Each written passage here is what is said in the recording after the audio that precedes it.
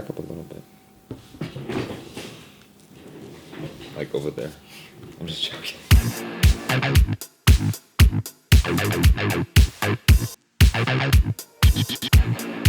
Hello people, I am Jaby KOAY, joined by Greg the ALBA KOAY, and we're going to look at Be Stupid by Veerendra. Comedian gives speech at Knox College. Nice. This is from Veerendra's YouTube channel. This was highly requested in the comments of a number of videos by a few people. Just a few handful of people commenting over and over again with Sure, that's good enough. several different YouTube accounts. I'm excited to watch this because I like Veerendra's. I think his comedy is great. Have you ever watched any of his stand-up comedy yet? I have not seen any of Veerendra's stand-up comedy, no. He's been on Conan a couple times, I think. Then I should have seen him by now. Without further ado, we're going to look at this. But there's more ado. Greg is going to be in LA for the first time in July. He has a live event. Now. So follow him on Twitter so you can get updates about that. And Jaby's going to be there watching from the nosebleeds, as they like to call it. But I know you'll be there for him and not for me. But it doesn't matter as long as we pack that movie theater. I'll be in the nosebleed section tossing lollipops at him that I've licked and seeing which one sticks. But apart from my first love, I also write jokes. Now, here's how you write a joke. You take a fact, a situation, or a person, and you ask yourself a question. Just any question. What if? How about? Could they? What if? Why don't? And then you add one stupid thing. That's it. That's all a joke is. One stupid thing, you add it, and you have a joke. Now, when you spend your whole life like me looking to write down one stupid thing, you often find yourself doing it. And that's what I came here to talk to you about tonight. Looking for and doing just one stupid thing. Because if you really look around, it's very easy to find. Let's begin with today. This whole ceremony is stupid. Oh my God. It is. It is stupid. We are in the heat dressed like obese silkworms. We are wearing hats that you do not have the facial structure to pull off yet. Like, none of you have jawlines. Most of you won't. Too much corn in your diet. A comedian is standing where Lincoln and Obama and Clinton and most importantly Eva Longoria once stood. At the end of this, I get to call myself Dr. Das, making me the only Indian doctor in the world with zero credibility. I'm stupid. This is stupid. You're stupid. God, you're so stupid. And that's why this is so wonderful. That's my message to you today. Be stupid. Just once, really often. Because when you embrace the stupidity in your life, you really live. The dictionary defines stupidity as a person or situation that showcases a lack of common sense. I submit to you that common sense is overrated. And much worse than that, it's common. Did you like that? I like that. That's like my thug life moment in this movie. I feel like when the YouTube clips come out, it'd be like me saying, it's common. Pow, pow, pow, pow, pow, pow. I'm sorry, you deserve better. I'm sorry. All right. So here's the question. How do you be stupid? By doing what we just did, by taking 20 seconds before you enter a situation to consider what is ridiculous about it and laughing. And letting that courage, because that's all laughter is, it's courage leading you to do one stupid thing. Now I know what you're thinking. Veer, this doesn't sound realistic. But I submit to you that neither is life. Life is not realistic. Life is bold and painful and ecstatic and overwhelming. Why are you trying to cope with that with tepid emotions in your pocket? You're a beast. Be dramatic, be bold, but first be stupid. And start really small. Be stupid in meetings. Most of your life from now on will be spent in meetings. Meetings, guys, are where people pretend to be interested in other people because they're actually interested in things. Take a second before you go into these meetings and think about how ridiculous they are. Then go in there and say the one thing that you are not supposed to say. Best case scenario, you win them over. Worst case scenario, you are fired, jobless, homeless, but still memorable. I promise you, no one remembers the people who agreed with them. That's true. If a bald Indian man with spectacles turned around one day and said, hey, we should be an independent country, and everybody around him just went, yeah, all right, he'd just be known as Mohandas. But because people disagreed with him and he had to fight, he's now known as Mahatma Gandhi. Nice. Be stupid in love. Get your heart broken. Shoot for way above your league. Say outrageously romantic things. Propose after a week. Go big, go home, probably alone, but do it. The worst thing that could happen is what? You get a reputation as somebody who is mushy or clingy or needy. And as you get older, you'll realize those words actually mean generous and bold and needy. I once wrote down 101 reasons why I loved a girl, and I stood in her garden and yelled them to her window like an angry stalker Romeo. Just, I love the way the brown light hits your eyes. And by point 24, that girl told me she was seeing somebody else. It didn't work out, but I promise you this. Any time in that girl's life that she sees a list, be it grocery or to-do, she's going to think, hey, Veer's was bigger. Probably the only situation in her life where she might think that. Send stupid emails. I'm serious. End your emails with things like, yours hungrily. And my favorite, XOXO, $, hash, pound, and that U with the colon above it, that makes it look like you hit your keyboard really angrily, or typed in German, or both. I like to use abbreviations that people can't understand. I end my emails with ha ha ha ha ha, LOM. Just to leave people wondering, laugh out mouth? They'll either love your emails or hate them and show them to everybody, but either way, they will be looking forward to them. Every day, do one stupid thing with your body. Just one, no matter how your body ends up looking. Those are just phases in your life that are dictated by how lonely you are, what magazines you are reading, and whatever the Kardashians are doing. But I'm saying jump for no reason. Dance badly. Never underestimate the power of a pelvic thrust in a public place. Play with your body. I know that. Play with your body. It will save your heart when you are losing your mind. I swear to God, once a week I come out of the shower with nothing but a towel on, and I make direct eye contact with my wife and I say, yes, I am. And then I drop the towel and sing, born free as the wind blows. And then I prance around the room naked like a lion in Africa.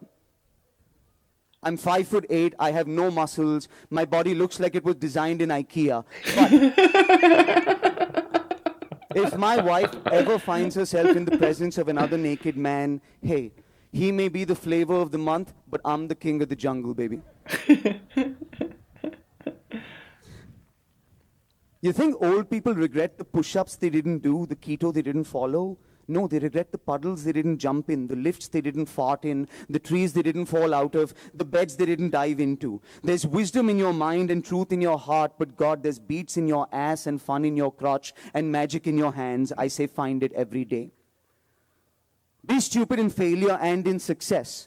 On the day you lose all of your money, buy yourself an expensive glass of champagne. On the day you become a millionaire, go out and have a 79-cent cheeseburger. Show yourself and the universe that this moment does not own you, you own this moment. Cool. Be stupid in friendship. Your friendships are going to change at 4 p.m. today. You're going to lose people that you are completely yourselves with and run into this world of adults. These adults that you will talk about paying bills and having kids with. But I say to you, you need to retain these people who you talk about splitting bills and making kids with. Never outgrow these people. Keep them in your life. Do what it takes. Show up at 4 a.m., beat up the douchebag boyfriend, open up your couch. Even though everybody tells you to outgrow them, don't, because outgrowing them means growing up, and what's the fun in that? Some of my best friends, we don't meet each other more than once a year, but there's not a thing I wouldn't do, a flight I wouldn't take if I got that phone call. I met them here at this college. They are sitting over there. We smoked cigarettes over there for 4 years, and we will be at Cherry Street later tonight. We have no money. Buy some old people a drink, please. Be a stupid person in the bedroom. I'm not saying put yourself at risk, but once you're in the bedroom, if you're not laughing, that's just not good sex. And if you're laughing too much, or just one of you is laughing, also not good sex. My personal strategy, don't worry about performing, worry about amusing. Tell a joke. Ask a question. Try something new. Apologize when it doesn't happen.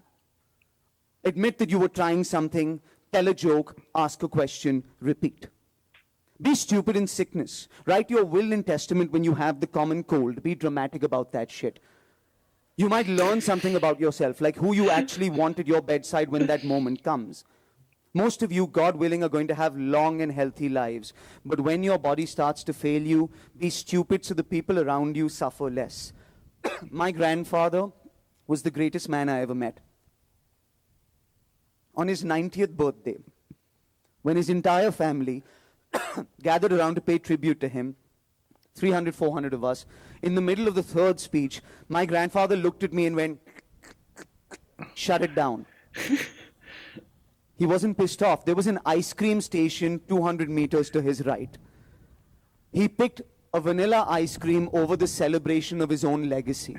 Now that's a goddamn legacy. Be stupid in your grief. You're going to lose people and you do them a huge disservice if you don't laugh at them when they are gone. Be stupid in arguments. You know, you're going to argue with people about remote controls and about home delivery and what to name your children. Sidebar, if you name your children after fruits or location, that is child abuse, please stop. But in those arguments, you will say many, many things that you regret. And hopefully, if you throw one stupid thing in there, if you're lucky, that's all you will remember about that argument. When my wife yells at me, I like to sing songs. That's what I do in fights. She's yelling, I'm like, let it go, let it go. It was way before we met. And in those moments, my wife looks at me like Ma Anand Sheila looks at people from Oregon. But I don't care, because in that moment, I'm doing a violin solo and I need some time. Speaking of which, always have music in your ears. You're the star of your own movie, please pick the soundtrack. And if your soundtrack doesn't include one stupid, uncool song that makes you feel awesome, you are not having enough fun. For me, Are You Gonna Be My Girl by Jet and Firework by Katy Perry. I do not know what is or why it shoots across the sky, but it makes me feel awesome. Be stupid with your politics, because your politics are already undoing you in that department. Whether you are red, white, blue, right or left, you know more about politics than any generation before you. The question is, can you do more? Wow. How much a leader sticks around is no longer a testament to his abilities, it is a testament to your tolerance. That's how long a leader stays. Wow. That's powerful. So how much can you take and what are you willing to do? Are you stupid enough to take the day off to join the march? Empty your account for the underdog candidate. Stand not with, not alongside, but in front of somebody who is not your kind because they happen to be in danger. Be stupid with your social media, because I have to tell you that validation isn't real. Be careful. You don't have to broadcast fantastic lives that you aren't actually living. What people think about you is none of your business. Don't pollute your moments with other people's opinions. Wow. But Think about this moment that you're in right now. The sun is in your face, you are hungover, there is sweat dripping into your ass crack, you are trying to decipher what the Indian accent is saying. This is a real moment. Do you really need the thumbs up on Facebook to make you think that this moment happened? I'm not saying don't tweet, don't Instagram, don't Facebook. I'm just saying when you do it without a filter, with a funny face, and never, ever, ever read the comments. Never read the comments. I have a thing right there that says it. Okay, when you are reading the comments, please do not reply to the comments. Okay? When you are replying to the comments, please do not be condescending and defend yourself. Do not feed the troll. That's all I have to say. When you are feeding the troll, what I like to do is agree with the troll right up top and then disagree with them and drop the mic. It confuses them. What I like to go is, yes, I know my face looks tired and haggard. I woke up fresh in the morning, but then I read your bio twice. Boom. Yes, I know I've put on a little weight. It's all that money I've been making. You'll find out someday. Hashtag the struggle is real. Oh yes, I know my last movie flopped, much like your mom did. Never mind. All right. Be stupid with your money, please. You're going to lose it all anyway. Governments change, businesses die, economies crash, that's life. But if you want that one thing for yourself, that one stupid thing, that bedazzled Tesla, that monogrammed Pitbull, that antique 1923 iPhone, I think you should have it. I spent my whole life not spending my money. My bankers used to come to me every day and they were like, Mr. Das, you have all this money. You need to make your money work for you. So you need to circulate all of your money. And I was like, no. Because this money was circulating before it was mine. Do you know how many dick jokes I had to write to stop this money from circulating? And I still lost all of my money. What's the worst that could happen? You lose your cash, you go broke, and you end up feeling like you do right now? You look pretty happy to me, and you guys are financially screwed right now. That's true. You are bankrupt. You gave this college $200,000. They didn't even give you a tent, ladies and gentlemen. All right? Damn. Damn. So spend on that one stupid thing for yourself, except Bitcoin, because that shit isn't real. Be stupid with your ambition. Sure, you want to be a billionaire, CEO, bottle service, but is there one stupid thing that you want to do? Do you want to learn to roll sushi, do Krav Maga, be a jazz drummer? You are never too old to learn a skill or a hobby. You are just too old to be good at it. But I promise you, if you take up one of these stupid things, you would work harder and be much more fulfilled by it. Taking the escalator to the higher office is very, very easy. But playing the intro to Stairway to Heaven, that shit is hard. I don't have kids, but I say be stupid with family. Nobody has perfect childhoods, remember that, including the kids you're about to have. So forgive your parents, love your parents, and do one stupid thing with your parents. One more. When you are done teaching them what Alexa is and paying the bills and putting their teeth by the table, do one more stupid thing. Hit the strip club, smoke a joint, play gin, drink gin, whatever you like. But do it. In my house, we drink tea. We have many cups of tea because more tea means more conversation. We have 3, 4, 5 cups in a row, and then we tell each other it's getting late, and we go to sleep and can't sleep because we're too caffeinated. We wake up in the morning and drink more tea because of how sleepy we are. That's my house, just wide-eyed, clockwork orange Pico Darjeeling drinkers with jittery arms and like shaky conversation. My house is a crack house with great conversation.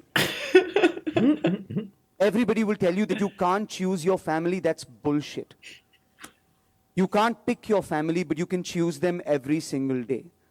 Or at the very least, you can choose another cup of tea. The final thing I'll tell you is if you're an artist, be stupid in your art. Nice. You must. Where did I learn to do that? Here, at Knox College. I had never written a joke before in my life. It was 2 a.m., I was in Seymour Library, writing a paper for Roy Anderson's class, and something happened. I decided I was going to be a comedian. I printed 100 posters using the copy code from the Career Center. Thank you, Terry. For a show called Brown Men Can't Hump. It's not offensive. We have 1.3 billion people. Clearly somebody's humping, all right? But at 2 a.m., I plastered Seymour and the other buildings with those posters. I hadn't written one joke yet, but the poster was up, which meant I had to come through. I gave myself a month and a half, and I wrote 90 minutes of what barely qualified as jokes. And the first time I ever did stand-up was at Kresge over there for 500 of my friends. And from that day onwards, I was a comedian. Because of one stupid thing. A poster at 2 a.m. A stupid thing. A poster that was the answer to the question, hey, what if there was a brown George Carlin? And at the end of my routine, there wasn't. And they never will be. It's been 16 years. 16 years later, this college asked me to come back here and stand where Lincoln and so many qualified people stood. I don't know. Maybe I'm your one stupid thing. So I want to thank you for this honor. I'd like to thank Ivan Davidson and Liz Metz and Bob Whitlatch for changing my life in a real, tangible way. It's time for me to go home now, to my home in Slovenia, a beautiful country in once communist Europe. So before I leave you today, I say, be stupid. Just once, often, unapologetically, and deliberately. What's the worst thing that could happen? Somebody will call you stupid? Somebody will tell you that your whole life is a joke? I'm saying you should be that somebody. I'm saying you should own it. And on the day when your life flashes before your eyes, be it on your deathbed or just creepily every day on Instagram, you'll be laughing. And laughter is courage. That's all I know how to tell you. I have no wisdom. I'm a comedian. I just want to see you laugh some more. Congratulations to the graduating class of 2018. My name is Veer Das. All the best. Have a wonderful future, guys. Wow. A lot of gems in that. Wow.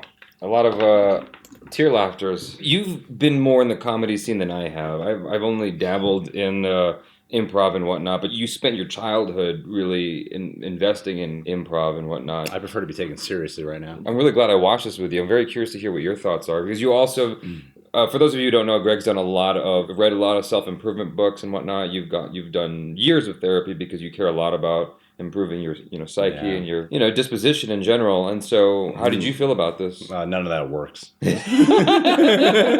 I've seen like commencement speeches where not commencement speeches, I think that's what they call it, right? I don't know, graduation speech. Yeah, when they have like a celebrity attend and they talk, and they usually do get comedians, and a lot of times it's very funny, and the inspirational stuff is like the most cliche inspirational stuff. I thought he was great at transitioning fluidly between some hilarious stuff and then hitting you on the head with like what he calls like a mic drop. Comments like don't let this moment own you, show that you own this moment. Yeah. That's something that was said so early on in this video, and normally that goes in one ear and out the other for me. But it's been a while since that line was said, and I'm like, yeah, that line really does hit home for me right there. Yeah. And this whole idea of being stupid, when I first started doing YouTube and when our channel started growing, that was the whole point of my sense of humor at the time. It's like a lot of the way I approach the videos has changed. Now it's been like a lot more about movie commentary and being serious about that. This was kind of inspiring me to go back a little bit to being back into that like the stupid arena of just saying the things you shouldn't be saying and doing the things you shouldn't be doing because it gets a reaction, and some people hate it and then some people love it. Either way, people remember it, and it's about making an impression, being okay with knowing that the worst thing that could happen is not the worst thing that could happen. Right. Yeah. That's true. The very worst thing can't possibly happen. You're not going to die. You're not going to lose everything. It's not like you screwing up in comedy or something is going to create Armageddon. It's not going to strike the earth and kill a bunch of people. It's like the worst thing that's going to happen is you're going to feel a little stupid. Yeah. What you just said was kind of key for me as well, because as you get bigger and bigger, it's almost like you get scared to be completely yourself, because you're afraid of like offending or it won't go over that well, or you know, and it's like you have to be willing to maintain that integrity all the way through of being willing to be silly. Yeah. When I first started, I wanted to be taken like seriously, but being known as kind of funny. Yeah. And then when I let all that go, everything started blowing up. And then when I started blowing up, I did everything he was saying not to do. I'm reading comments morning, noon, and night. I'm hearing what everyone's saying about me. And you hear all the haters because the internet's just a dark hole.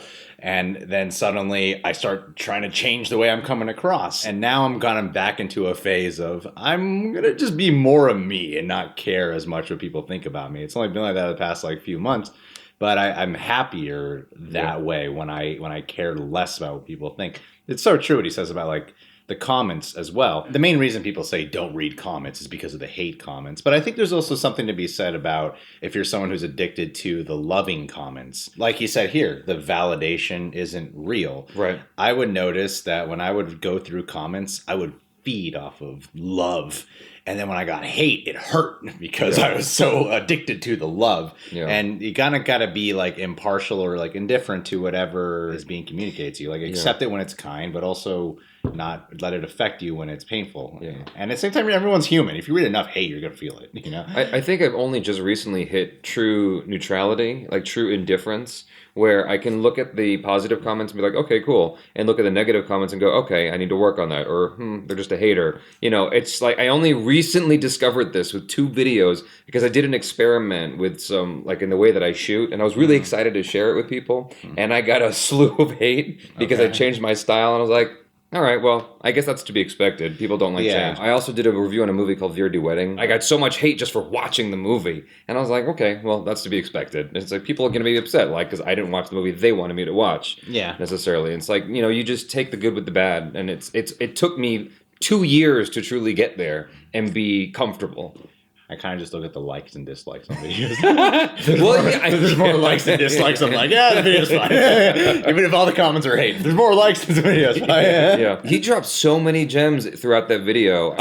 He filled up my head, and now I'm like, okay, now I need to see. This is the kind of thing I want to watch over and over again. I find it funny when comedians or anyone gives such a meaningful speech of something like this, because you can be impacted by it, but it's easy to take inspiration and then it kind of goes out the window within an hour. Right. It's because it's easy to feel inspired in the moment, but I've also learned that inspiration without action equates to nothing. That's true. You know? No, that's very true. But I think that videos are far more effective if you are willing to sit there and watch it, much more than like a little thing on Instagram that says "Live today as if it's your last." Yeah, it's like those little inspirational quotes infuriate me so much because they don't really accomplish anything. It's a fleeting moment like anything else on Instagram, right? Well, sometimes when people post that, I feel like they're letting that go too. That whatever inspiration they got, I feel like they let that go, and now they're not applying it because they got the validation of sharing the quote.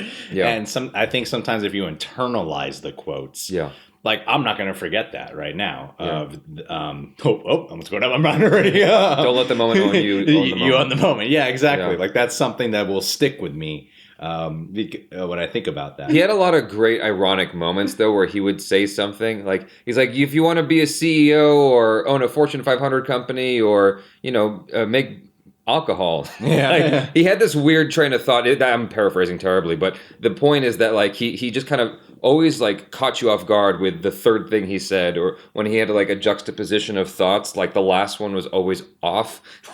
Just as like a little, even if it didn't make you laugh out loud, it was like, oh yeah, it's like kind of just a funny chuckle in your head. I think a lot of what he was talking about too is like, don't worry about being embarrassed, or don't be afraid to be embarrassed. That's like, the heart of it. I don't recall him specifically using the words embarrassed. No, he didn't. But I feel like that's what it comes down to. Yeah. It takes a constant practice of being silly, of being willing to be open in order to get there and be comfortable, because you can never be comfortable doing that stuff if you don't practice it. Yeah. It's easy to like watch a video like that and be like, oh yeah, I feel inspired, I'll do that tomorrow. And then you don't ever, you have to constantly practice it, I find. Yeah, I mean, there are some things he was saying that I can't recall right. This is the kind of video I would listen to again. Yes, exactly. It's not something that I can just go, I got it all down. Yeah, exactly. Yeah. I've watched his other stand-up comedy. He has some interesting stuff that he experiments with. Like he did one where, it's on Netflix, I believe, where he did a stand-up in Mumbai and New York. And then he cut them together to show you the difference in response to his comedy. And it was really interesting. He's an experimental guy.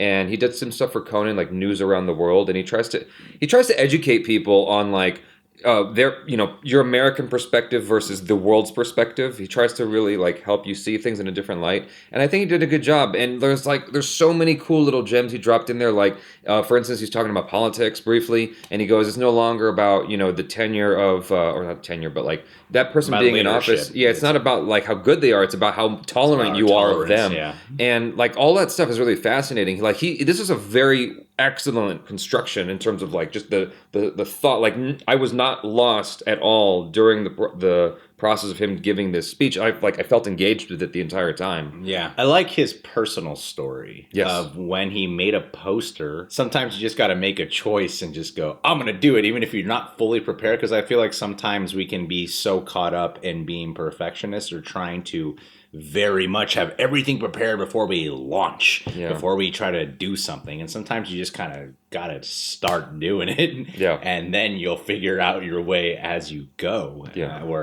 I see it all the time. People want to start up YouTube channels. Well, okay, so that being said, like you could easily fail doing that. Like you could put yourself out there. But it's okay to fail. But that's what I want to say. That's the follow-up is it's okay to fail and hard work is okay. I say embrace your failures and embrace the hard work. Yeah. Those are two big things for me because like easily Verdos could have failed when he did that thing. But like it's what determines a man is his willingness to keep going in spite of failure and not stopping because of it. And that line where they say you're never too old to learn a skill. You're just too old to be good at it. Yeah. But he was talking about it's not about being the best. It's not about being great at it. It's about just taking on something new that will infuse your mind and then spark some type of creativity and fulfillment. To that notion, Samuel L. Jackson didn't like become famous till he was 40. Dennis Farina, yeah, he didn't become an actor till after he retired from the police force. Yeah. So you can start late and still be successful or be amazing. And like you said, it's not about being the best. It's about being the best version of yourself, ultimately. That's exactly what I said. Thank you for quoting me. Yeah. You guys, thanks so much for hanging out with us. Please check out Greg on the social media. If you're in the LA area, be sure to come to the show where I will be watching Greg from the bleachers and just praying that he doesn't embarrass himself. Bringing all his hot girlfriends. Yeah. You guys, thanks so much for hanging out. I'm Jaby KOAY. This is Greg ALBA. Peace out.